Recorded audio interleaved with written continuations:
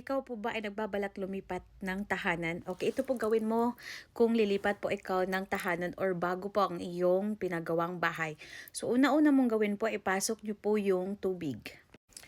Okay, so ito po, pag kayo po ay maglipat ng bahay, ang una niyo pong gawin, dapat po busog ka at malaki po ang buwan.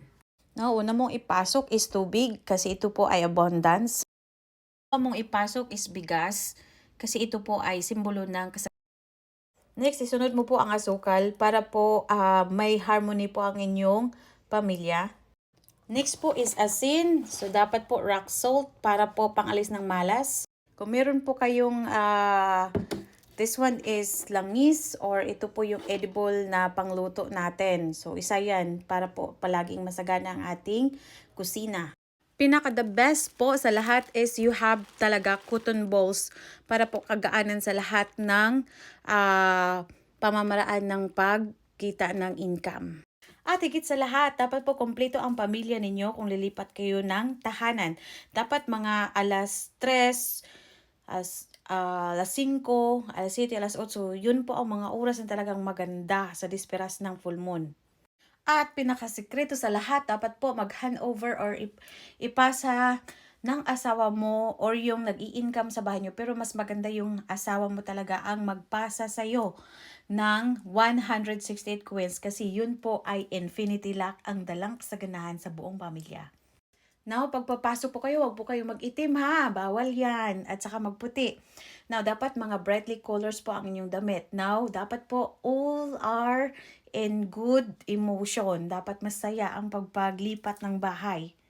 Next, ito po ang yung gawin. Lahat po ng mga bulsa ninyo ay dapat may mga barya. And then, yung mga barya na sobra, so yung sa kabilang bulsa po, yan po ay 12 coins. So, sa kabilang bulsa naman, yun po ang inyong ihagis sa bawat pag-akyat ninyo sa inyong bahay para more kasaganahan po ang dala ng paglipat ninyo sa bahay na yan.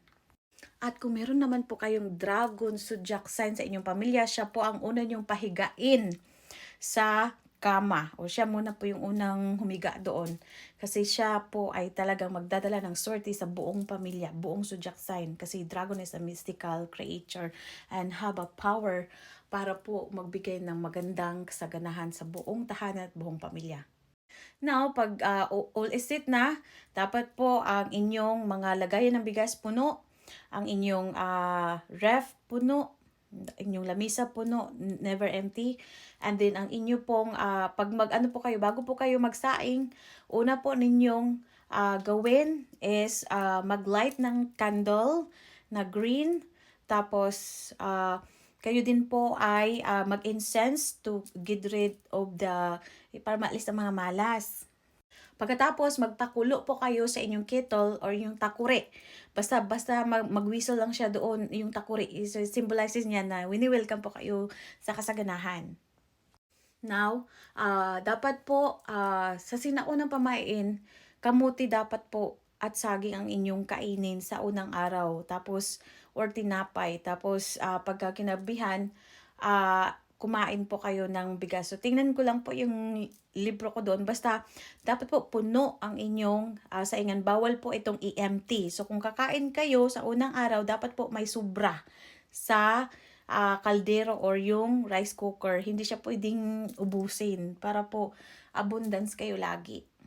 Now, sa paglipat ng bahay, dapat kumpleto ha. Walang dapat umalis. Dapat andyan lang. Masaya and then welcome.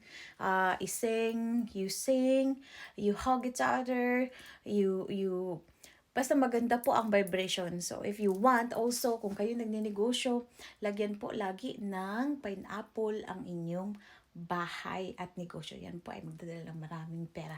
Yan po ay napakagandang tip sa paglipat ng bahay. Again po, pag yayaman kayo, kayo po ay bibili sa akin ng pampaswerte para mas lalo po kayong yumaman.